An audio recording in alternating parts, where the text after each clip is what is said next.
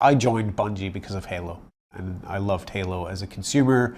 I loved it as an employee. I loved it as a fan, and so the idea of staying with the franchise was really exciting to me. And not only staying with it, but getting the chance to kind of help craft it and help guide the direction that it would go in. And so the first decision that we made, and maybe the easiest decision that we ever made about the story of Halo 4, was that it would be a direct continuation of Halo 3. Wake me when you need me.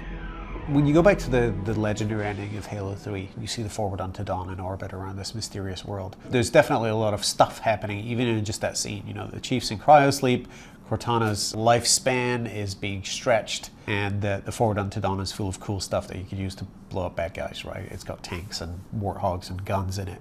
And there's a lot of story in that, but I think the number one piece of story in that frame is what's on that world and what is that world. That was the big piece of the question that we had to answer. We knew Master Chief was going to be a hero.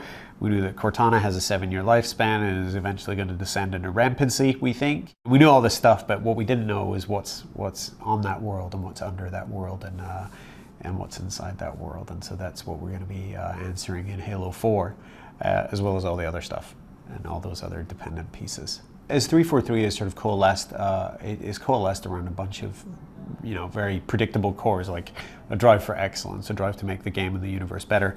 But we've brought in a lot of muscle memory and talent from other places, obviously other game studios, and we have people from everywhere, from, you know, Infinity Ward, from Metroid, from Metal Gear Solid. Apart from the sort of technical and professional ability that these people bring in, is a variety of perspectives and visions that they brought in from the games that they've worked on before, and that has helped form the new vision for Halo 4. And it definitely looks like a Halo game, but technically and aesthetically, it definitely has its own vibe that is absolutely the result of 343, again, coalescing around this shared vision. Tonally, Halo 4 is going to feel a little bit different than Halo 3. Apart from anything else, it's been 5 years since Halo 3 came out. The technology's gotten better, so things looked better. Our audio sounds different. That was absolutely philosophical decision to make everything more visceral and beefy sounding. Some of it is just subtle things, like the grunts don't squeak so much. There's still levity in there, that we're not trying to make this incredibly hyper-serious expository